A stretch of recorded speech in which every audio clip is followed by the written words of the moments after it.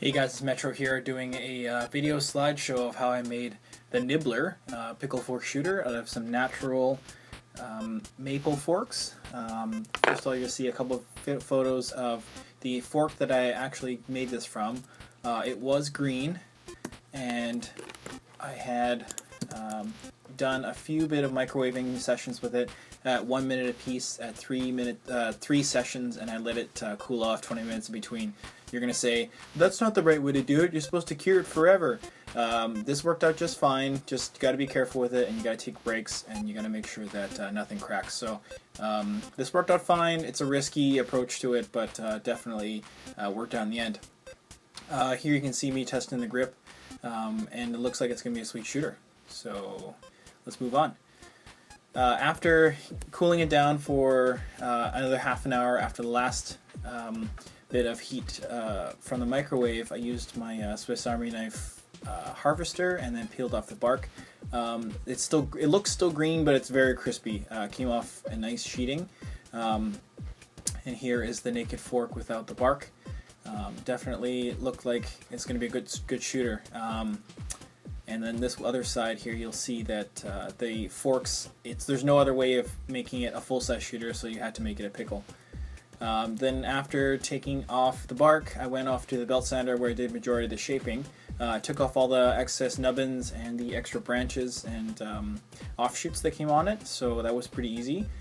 And switching over to the other side, and you'll see that the shaping has started done. You can see the shape of the slingshot take form. I also chamfered the bottom just to give myself a bit of a shape to see what the butt end would look like. Then I'm marking where I want to cut the forks to get maximum amount of material on it, because I may have to cut it back after. So I'll mark it with a pencil and then use the harvester again with the nice aggressive saw, cut off the tips, and then take it back to the sander and then give it an overall kind of shaping to get rid of the natural kind of texture of the wood. Then I'm marking off to do the scoop. I've been experimenting with the scoop for a little while now on naturals. It seems to be a really good way of attaching flat bands because the end up result is a nice flat spot on something that normally is very cylindrical. So here I am marking the halfway point at the parts of the forks, and then kind of giving myself a guideline as to where to sand it down to when I bring it over back to the belt sander. So I take it to the belt sander, I use the natural curve of the belt sander moving forward, and then touching it down with equal pressure on both forks, and then pushing it until it almost makes it to where I need to go, and then sneaking up on the dimensions after that. So give myself plenty of room for error, and then arriving to the final scoop design. Then from here, I mark off where I want to round the tips over, because when the bands roll over the fork tips, it wants to bend over, because I'm going to tilt the forks forward, so I wanted to tilt back at least 10 degrees. So I mark it off where I want the sanding done, and then it's not very long, basically just touching down on the belt sander with the big 80 grit belt. It takes it off pretty quick. I check the grip, and then I noticed that I normally would just take a scoop out of the bottom or just leave the handle. It's not a big deal here, but I kind of wanted something a bit different for this one, and since it had a nice flow for an ergonomic fit, I wanted to have a line or a crease come down from the opposite end of the fork and down into the handle. So I marked off where I wanted that to happen, and that also coincided where my fingers fit. So this is quite a custom fit for my hand, which is medium sized, and I wanted to mark off where I wanted my fingers to lay and where the crease to end and start. So here I used the belt sander again to give myself a bit of a head start in taking off the majority of the material on the scoop, and then that crease. The crease is going to be refined further later. And then I bring it over to the vise, and then I clean up the inside of the forks where I couldn't get to with the belt sander with a round rasp file. And then takes off the remaining kind of natural texture that's underneath the bark. And then here I use a half round rasp and file to further refine that kind of sweeping line crease that comes down from the opposite end to the opposite end of the fork, opposite end of the handle, to give that nice sweeping continuous line from the tip of the fork on the right side and then down to the bottom of the handle. And then I use a 100 grit sanding stick to give that crease a little bit more definition, but still keeping it a bit soft because it is a handheld product, so you want to make sure that it's not going to cut into your hand at all. And then I use 180 grit to refine the shape even more and give the lines a nice crispness, and then give it an overall sanding so that the machining marks from the belt sander are gone. And here's another angle. And then I use a 240 grit sanding sponge to give it a nice overall smoothness. And then I use some wood 3M Scotch-Brite pad to give the surface a really nice smooth texture. And I give a quick check for the grip. It's perfect. It fits my hand very well. It's aesthetically pleasing in every way that I can imagine. The grain is already looking pretty cool without having any finish or anything on it. And it's going to be a really sweet BB shooter. The tips are about 1/2 inch wide, so I'm really going to put some of my favorite 1/2 inch TheraBand blue on it for some BBs.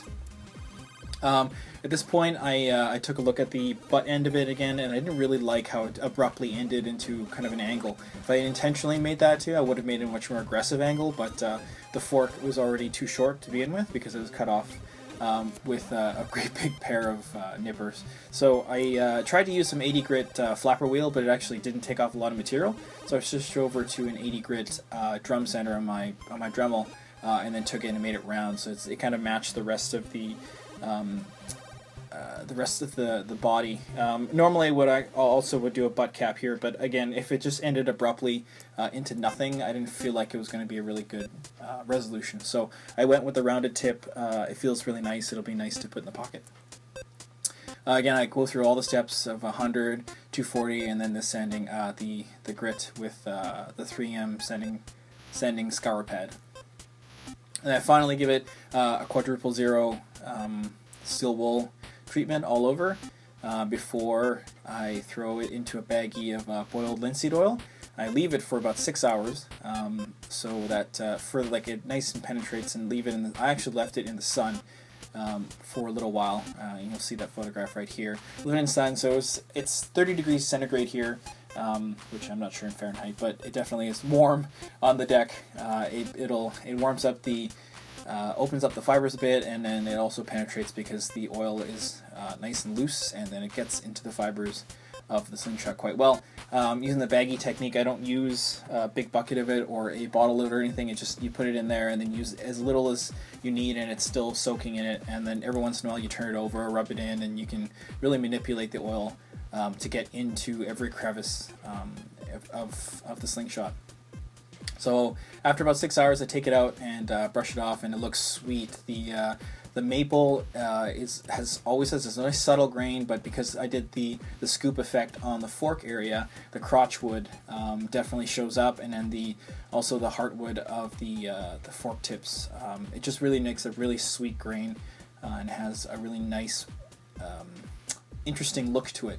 I also really liked where my index finger would be, my middle finger would be. It's got those natural creases from natural growth, and it has those knots in the bottom from where the previous offshoots came out, and it looks really good because otherwise it'd be pretty plain down the rest of the handle. And the flip side, it's pretty mundane on this side, but it's a very comfortable shooter. The fork tips had some really interesting grain on it. Looked like it had the one side that had two offshoots coming off it made a really nice, interesting pattern. And then once I dried it off of the boiled linseed oil, I gave it another swipe with the 000 steel wool to get that grain back down again. And then I checked the grip a bit more because it's just really comfortable. It's really hard not to hold on to it because it's just a great shape. And then it was off to do a couple coats of super glue. I buy these tiny little tubes from the dollar store. They're like $5 or $4 for $1. and they're perfect because it's really cheap and it's viscous.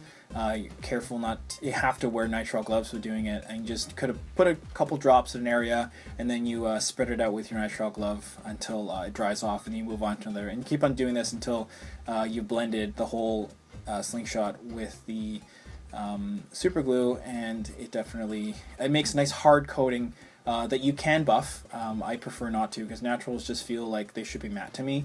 So in order to do that, after I'd done 3 coats of the super glue, I hit it again with the quadruple zero steel wool to get it back down to that natural kind of matte feeling.